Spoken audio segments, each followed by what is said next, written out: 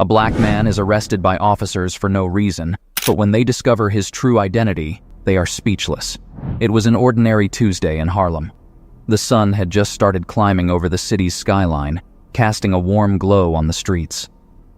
People moved with purpose, grabbing coffees from the local vendors, hustling to work, chatting with neighbors they saw every day.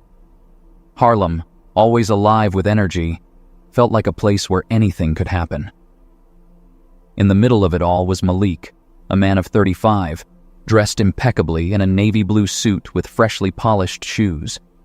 Malik was always the kind of person who blended in and stood out at the same time.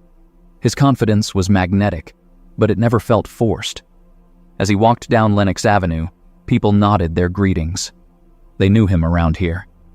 Malik had spent most of his life in this neighborhood, and in many ways, Harlem had shaped him. But this particular morning was different. As Malik neared his car, a sleek black sedan parked in front of a brownstone, he noticed something. 2 police officers were walking toward him, their expressions cold and stern. He'd seen them before, patrolling the neighborhood on occasion, but they never acknowledged him. Today was different. They were coming directly for him. "Excuse me, sir," one of them called out. Malik turned to face the officer, already feeling the tension rising in the air. He noticed the name on the officer's badge, Officer Kirkland. The other officer, Mendoza, stood slightly behind him, his hand resting near his belt. Malik kept his voice steady. "Yes, officer?" Kirkland's eyes narrowed. "Can I see some ID?" Malik had been here before, stopped for no reason, asked questions that had no answers. But he had learned to stay calm, to handle these moments with grace. His father had drilled into him how to behave around police. Always be polite, never escalate. He pulled out his wallet. "May I ask why you need to see my ID?" Officer Kirkland's tone turned sharp. "You match the description of someone we're looking for. Just show me your ID." Malik handed over his driver's license, and Kirkland examined it with a raised eyebrow. After what felt like an eternity, he handed it back without a word. But then came the next question, the one Malik knew was coming. "What are you doing in this neighborhood?" Kirkland's voice was accusatory, as if Malik didn't belong here. "I live here," Malik replied calmly. "I'm just heading to work." Kirkland exchanged a glance with Mendoza, who stepped forward slightly. Malik felt his heartbeat quicken. This wasn't going to be a simple encounter. "Where are you coming from?" Kirkland pressed. "I had breakfast at the diner down the street," Malik replied, trying to keep the tension from rising. "Is there a problem, officer?" "Just answer the questions," Mendoza said, his hand inching closer to his belt. Malik took a deep breath, reminding himself of his father's words. "Stay calm. Don't give them a reason." "I'm a lawyer," he said, hoping that would end the conversation. "I have a meeting in about an hour, so if there's nothing else..." Kirkland's smirk returned. "A lawyer, huh? That's interesting." Malik felt the situation shift in the air, the uneasiness growing heavier. "Look, officer, I haven't done anything wrong. I'm just trying to get to work." Kirkland ignored him. "Mind if we take a look inside your car?" Malik's stomach clenched. He had nothing to hide, but he knew how easily things could go wrong. "I'd prefer if you didn't," Malik said carefully. "I need to get going." Kirkland stepped closer, his hand brushing against the baton on his hip. "Step away from the car." Malik hesitated for a moment too long. Without warning, Kirkland grabbed Malik's arm, twisting it behind his back. The pain was sharp and immediate. Malik winced, but tried to keep his voice even. "What are you doing?" he protested. Mendoza was on him in an instant, forcing Malik to the ground, pressing his knee into Malik's back. "You're under arrest for resisting arrest." Kirkland's voice was cold, devoid of any emotion. Malik's mind spun. This wasn't happening. He had done nothing wrong. Nothing at all. And yet, here he was, face down on the pavement, handcuffs digging into his wrists. A small crowd had gathered, people watching in horror. A young woman across the street was recording everything on her phone. Malik caught sight of her and, for a moment, felt a flicker of hope. Maybe this would help. Maybe the footage would show the truth. But in this moment, as he was dragged to his feet and shoved into the back of a police car, Malik knew that the battle was far from over. The police station was cold, sterile, and suffocating. Malik was led through the booking area, hands still cuffed behind his back, his suit wrinkled from the struggle. He kept his head high, refusing to let them see him break. "Name?" the officer behind the desk asked, without looking up from his computer. "Malik Edwards," Kirkland answered before Malik had the chance. The officer typed it into the system, his eyes flicking over the screen. His frown deepened as he looked at Malik, then back at Kirkland. Something wasn't adding up, but the officer said nothing. He simply motioned toward the holding cell. Malik was fingerprinted, photographed, and led to a small, dingy cell in the back of the station. The door clanged shut behind him with a finality that made his heart sink. He sat on the bench, staring at the chipped paint on the walls, trying to process what had just happened. How could this happen? How could someone like him, someone who had worked so hard to build a life, to achieve success, end up here? Hours passed. The silence in the cell was broken only by the occasional footsteps of officers outside. Malik kept his composure, but his mind raced. What would happen next? Would anyone believe his side of the story?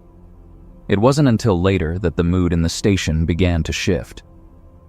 Officer Kirkland was walking through the halls when a younger officer, someone Malik had seen in passing, approached him. "Kirkland, you know who you just arrested, right?" Kirkland shrugged. "Just another guy causing trouble." The younger officer shook his head. "No, that guy? He's not just some guy. He's a civil rights attorney, one of the biggest in the city. I saw his name in the papers last week. He's been involved in some major cases." Kirkland stopped in his tracks. "You're kidding." "I'm not. You better be careful. If word gets out that you arrested him without cause, this could blow up in your face." Kirkland's smirk faltered. For the first time since the encounter, doubt crept into his mind. Had he made a mistake? He didn't want to admit it, but the seed of worry had been planted. Meanwhile, outside the station, the crowd had grown. What had started as a few concerned onlookers had turned into something bigger. Word had spread quickly through the neighborhood, and now, dozens of people stood outside, demanding answers.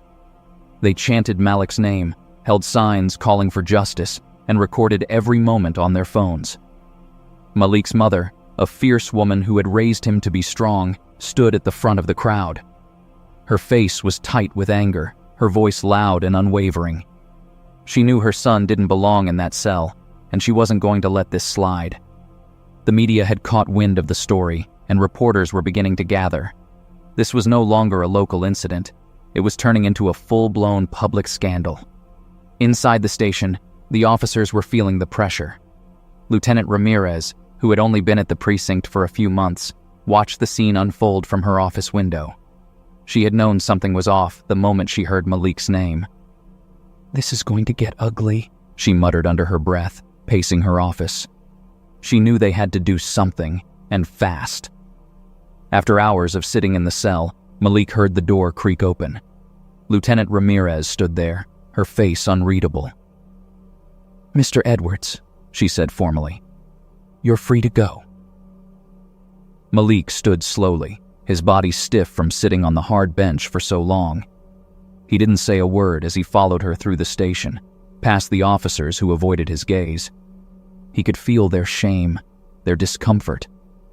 When they reached the front of the station, Malik saw the crowd outside. They erupted into cheers the moment they saw him, their voices loud and clear. But Malik remained calm. He knew this wasn't over. Ramirez hesitated for a moment, then spoke quietly. "I'm sorry for what happened today. This shouldn't have happened." Malik met her eyes, his voice steady. "You're right. It shouldn't have." He walked out of the station, into the arms of his mother and the embrace of his community. Reporters shouted questions, cameras flashed, but Malik ignored them all. He knew that the real battle was just beginning. The days that followed were a whirlwind of media attention, public outrage, and legal action. Malik's wrongful arrest became the headline of every major news outlet. The footage recorded by the bystanders went viral, sparking debates about racial profiling, police misconduct, and the justice system. Kirkland and Mendoza were placed on administrative leave, pending an internal investigation. But for Malik, that wasn't enough. He filed a lawsuit against the department, determined to hold them accountable. The city was divided. Some stood firmly with the police, arguing that they were just doing their jobs. Others saw Malik's arrest as yet another example of the systemic racism that plagued the country. But Malik wasn't backing down. He had spent his entire career fighting for justice, and now it was his own fight. Months passed, and the trial began. The courtroom was packed, the tension palpable. Malik sat at the front, surrounded by his legal team, his expression calm but focused. Kirkland and Mendoza testified, trying to justify their actions. But their defense crumbled under the weight of the evidence, the footage, the witness statements, and the undeniable truth that Malik had done nothing wrong. When the verdict was finally read, the courtroom erupted. Malik had won. The department was held accountable, and Kirkland and Mendoza were fired. But for Malik, the victory was bittersweet. He had won his case, but the fight for justice was far from over. As he stood outside the courthouse, surrounded by reporters and supporters, Malik spoke with a quiet strength. "This isn't just about me," he said. "It's about all of us. We deserve to be treated with dignity, with respect, and we won't stop until that happens." In the months and years that followed, Malik continued his work as a civil rights attorney, advocating for those who couldn't fight for themselves. His story had inspired others, sparking a movement that demanded change. The police department underwent reforms, and new officers were trained to approach their work with fairness and understanding. But Malik knew that real change took time. It wasn't enough to win one case or to change one department. The fight was ongoing, and he was ready to lead the way. As he walked through Harlem, the same streets he had grown up on, Malik felt a sense of purpose. He had faced injustice, but he had also found strength in the people who stood with him. And as long as they were united, he knew that they could create a world where everyone was treated with the respect they deserved. Malik smiled as he continued walking, his mind already focused on the battles ahead. He was ready. It was late summer in New York, the kind of heat that seemed to stick to your skin no matter where you went. But the city was alive. And Malik, fresh off his legal victory, had never felt more empowered. His phone buzzed every minute with messages of support, requests for interviews, and new cases flooding in. The legal battle he'd won hadn't just been about him. It had been a pivotal moment for the city, a step toward accountability in a world that seemed too resistant to change. But Malik wasn't resting on his laurels. He was meeting with key community leaders, planning a series of town hall events to address police reform. His victory might have been the spark, but he knew the fire needed to be kept alive. One evening, he found himself at Sylvia's, the iconic soul food restaurant in Harlem. It had always been a place of comfort, where the food felt like home and the atmosphere was always welcoming. He sat across from Emma Rodriguez, a community organizer who had been instrumental in building momentum for his case. "We need to capitalize on this moment, Malik," Emma said, her voice filled with urgency. "People are paying attention. The city is awake, but we can't let them fall back asleep." Malik nodded, sipping his iced tea. "I know, but I'm trying to figure out the best way forward. Legal battles are one thing, but we need structural change." Emma leaned forward, her eyes locked on his. "What about setting up a civilian review board? We've been pushing for it for years. Now's the time." Malik considered it. Civilian oversight of the police department wasn't a new idea, but after his case, it might actually have a chance. "You're right," he said slowly. "If we can get the community involved in overseeing how the police operate, that could be huge. But we'll need the city council behind us." "That's why we need to pressure them now," Emma said firmly. "With everything in the media, they'll have no choice but to act." Malik agreed. He could already envision it. A city where police were held accountable not just by their peers, but by the people they served. It was ambitious, but necessary. In the days that followed, Malik threw himself into the movement. He held meetings with activists, lawyers, and even some politicians who were sympathetic to the cause. But not everyone was on board. He faced opposition from city officials, police unions, and those who were resistant to any kind of reform. One afternoon, while walking through Central Park to clear his head, he received a call from an unexpected number. It was Lieutenant Ramirez. "Malik." Her voice was cautious, but genuine. "Can we meet? There's something I think you should know." He hesitated. Ramirez had been the one to release him from that cell, and she seemed different from the other officers, but Malik still wasn't sure if he could trust her. Still, his curiosity got the better of him. "Where?" he asked. "Union Square, in an hour, neutral ground," she replied, as if reading his thoughts. Malik arrived at Union Square, the air thick with the usual hum of the city. Skaters, families, artists setting up their canvases. Ramirez was already there, sitting on a bench, her police uniform gone in favor of civilian clothes. She looked human, less rigid, less tied to the system she worked for. "You didn't have to come," she started, gesturing to the space beside her. "But I'm glad you did." Malik sat down, his posture cautious. "What's this about?" Ramirez sighed, glancing around as if she were making sure no one else was listening. "Look, I know you've been fighting this fight for a long time, and what happened with Kirkland and Mendoza was wrong. There's no other way to put it. But the truth is, this goes deeper than just a couple of bad cops." Malik listened, his interest piqued. "What are you saying?" "There are officers, higher-ups, who are trying to sabotage the reform efforts. They're not just resisting change, they're actively working to prevent it. Some of them, they don't want the public to know how deep the corruption runs."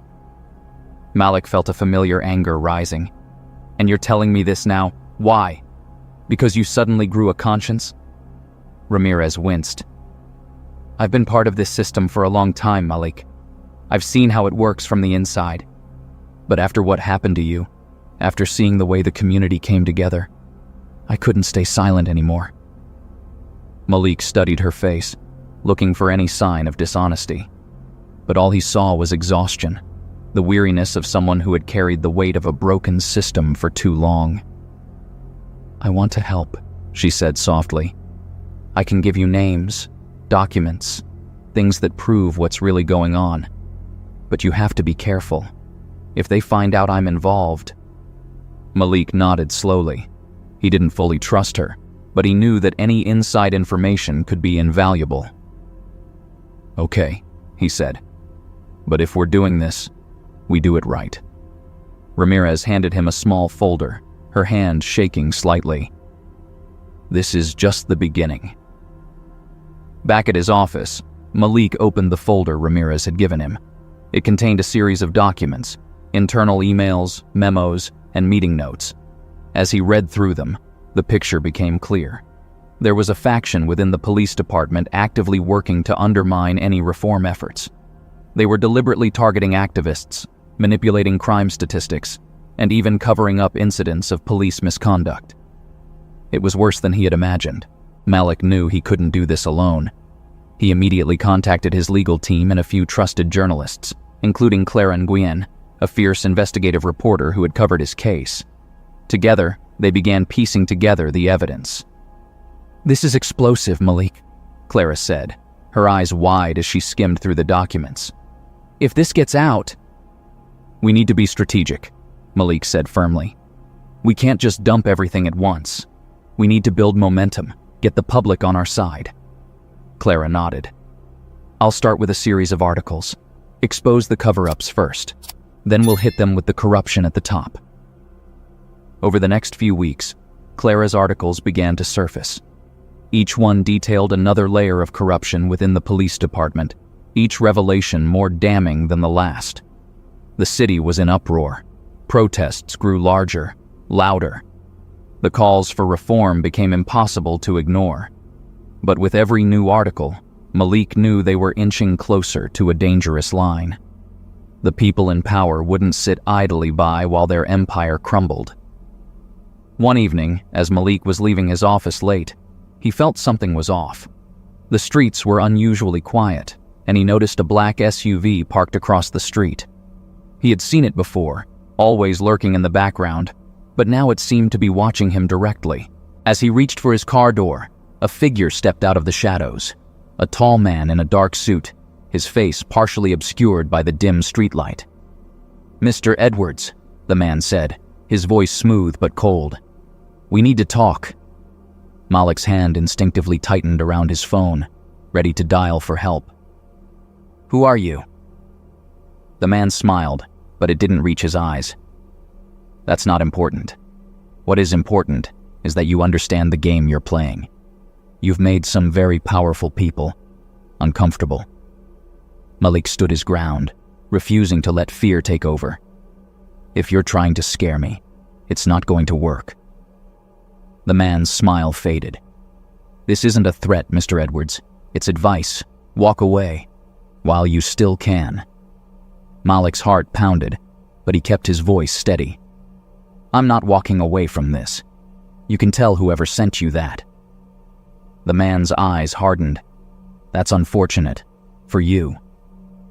He turned and walked back to the SUV, disappearing into the night. Malik stood there for a moment, his mind racing.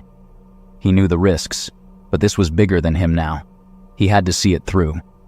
The following weeks were tense. Malik had increased his security, but the threats kept coming. Anonymous phone calls, strange men lingering outside his office, and even a brick thrown through his office window with a simple message, "Back off." But Malik refused to be intimidated. The Civilian Review Board was gaining traction, and with the documents Ramirez had provided, they were close to securing the city council's support. They were on the verge of something monumental. One afternoon, Malik received a call from Emma. "Malik, you need to see this." She sent him a video that had been circulating online. It showed a group of men, faces obscured, burning a stack of papers. The caption read, "This is what happens to those who betray their own." Malik's stomach turned. It was a clear message. Someone had found out about Ramirez's involvement. He immediately called her, but there was no answer. Ramirez had been lying low since she handed over the documents, but Malik knew she was in danger. He eventually tracked her down at a motel on the edge of the city. She looked exhausted, her face pale and drawn. "They know," she said quietly as soon as she saw him. "They know I've been helping you." "We can protect you," Malik said, though he wasn't sure if he could. "You did the right thing." Ramirez shook her head, her eyes filled with regret. "I don't know if it's enough. They'll come for me, and if they don't, they'll come for you." Malik placed a hand on her shoulder. "We're not backing down. We're too close." The final piece of the puzzle came a week later. Clara had uncovered the names of the high-ranking officials behind the corruption, officers who had been quietly siphoning money from the department, fabricating reports, and silencing dissent. It was all set to be published in the next morning's paper. That night, Malik couldn't sleep.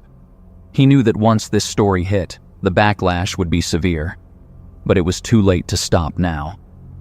At dawn, the city woke to the front-page headline, "Corruption at the highest level.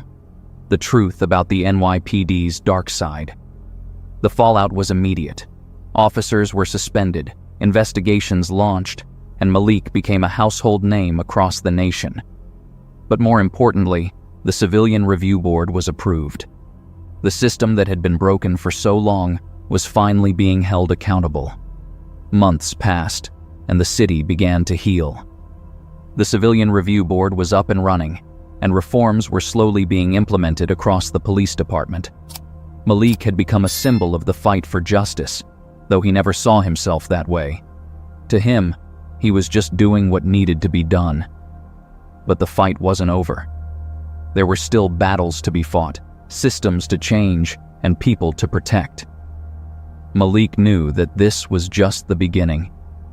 As he stood on the steps of City Hall, looking out at the crowd that had gathered to celebrate the Review Board's first official meeting, Malik felt a sense of peace. It had been a long, difficult road, but they had made it. And for the first time in a long time, he felt hope. Real hope. For himself, for the city, and for the future. It had been 6 months since the creation of the Civilian Review Board, and the city was beginning to see the changes they had fought so hard for. The board had already handled several cases of misconduct, and officers were being held accountable in ways the city had never seen before. Transparency was becoming the new norm, and though the road ahead was still long, there was a palpable shift in the air. Malik had been invited to speak at the board's first public review meeting. It was a highly anticipated event, with reporters, community leaders, and activists all eager to see what would come next. As he stood at the podium, Malik looked out over the crowd, recognizing familiar faces from the protests, from the courtroom, and from the community he had worked so hard to protect. He cleared his throat, his voice steady as he began. "We're here today, not just because of one incident, but because of years of injustice, years of silence, years of people being treated as though their lives didn't matter. But we are here now, and we will continue to be here until the system we live under reflects the values we claim to hold: justice, equality, and dignity for all." The crowd erupted into applause, but Malik knew that applause wasn't the goal. Lasting change was. He continued, addressing the challenges they still faced, the resistance from those who wanted to preserve the old ways, and the importance of staying vigilant. "Change doesn't happen overnight," he said, echoing words he had said many times before. "But it is happening. We are building a future where no one has to fear the people who are sworn to protect them. We are holding the powerful accountable, and we will not stop." When the meeting ended, Malik was approached by a young woman, her eyes wide with admiration. "You've given us hope," she said, her voice trembling slightly. "I grew up thinking things would never change. But now I believe it can." Malik smiled. "It can," he said softly, "but it takes all of us." Despite the progress, not everyone was ready to let go of the past. Malik still received threats, emails, anonymous letters, and once, even a direct confrontation from a former officer who had lost his job due to the reforms. The man had cornered Malik outside his office one evening, anger seething in his voice. "You think you've won?" the officer snarled. "You think you've changed anything? People like me, we built this city, and people like you tear it apart." Malik stood his ground, his eyes locked on the man's. "You built this city on fear and oppression. It's time for something better." The officer sneered, but didn't respond. He turned and walked away, but Malik could feel the weight of the encounter long after it was over. He knew that change wasn't welcomed by everyone, and there would always be those who tried to push back. But he also knew that fear wouldn't win. Not long after the confrontation, Malik received a call from Ramirez. She sounded different, tired, worn down by the pressure of what she had exposed. They met again in a quiet corner of a local cafe, and Malik could see the toll it had taken on her. "They're still watching me," she said quietly, sipping her coffee. "I can feel it. Every time I leave my apartment, every time I walk into the station. They don't say anything, but I know they're waiting for me to slip up." Malik frowned. "You did the right thing, Ramirez. You exposed the truth. That's what matters." She sighed, leaning back in her chair.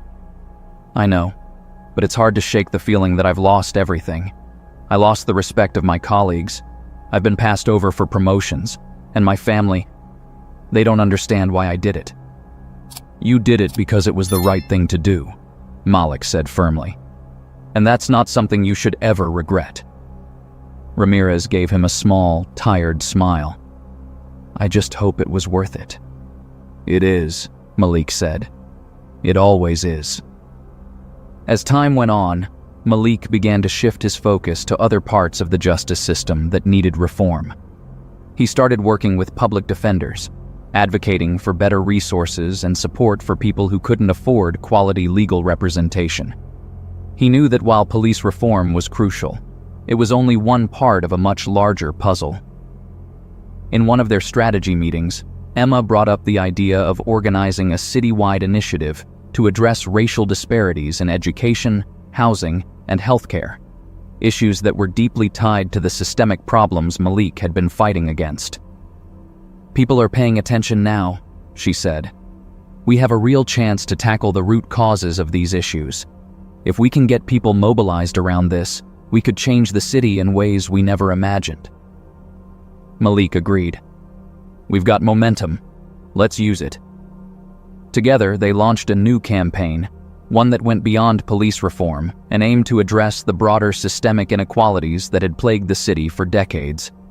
They held town halls, organized community meetings, and brought together leaders from different sectors to create a comprehensive plan for change. What started in New York soon spread to other cities. Malik's name began appearing in national news more frequently, and cities across the country were looking to his work as a model for their own reform efforts. He was invited to speak at conferences, to meet with lawmakers, and to share his vision for a fairer, more just society. But with the newfound fame came new challenges. Malik was constantly under scrutiny, and every decision he made was dissected by the media. There were days when he wondered if it was all worth it, if the endless criticism, the personal sacrifices, and the weight of responsibility were too much to bear. But then he would think about the people he had met along the way. The woman who had thanked him for giving her hope. The young girl who said she wanted to be a lawyer because of him. The families who had found justice through his work. And he knew that he couldn't stop. Years passed, and Malik's work continued to grow. He had helped transform not just his city, but others across the nation. He had become a symbol of hope, of resilience, of what was possible when people stood up and fought for what was right. But he also knew that the fight was far from over. The system didn't change easily, and there were always new challenges, new battles to face. He had built something lasting, something that would continue long after he was gone. One evening, as Malik sat in his office, going over case files, his phone buzzed. It was a message from his mother, a simple note that read, "I'm proud of you." He smiled, feeling a sense of peace settle over him. It had been a long, difficult journey, but he had stayed true to his values. He had fought for justice, for equality, for a better world. And while the work was never done, he knew that he had made a difference. As he looked out over the city, the lights twinkling in the distance, Malik felt a deep sense of gratitude for his family, for his community, for the people who had stood with him in the hardest moments. Together, they had faced the darkness, and together, they had found the light. The years that followed were marked by slow, steady progress. The Civilian Review Board became a permanent fixture in the city's governance, and police accountability was no longer just a buzzword. It was a reality. Malik's work continued to inspire others, and his legacy grew as new leaders emerged, ready to take up the mantle and continue the fight for justice.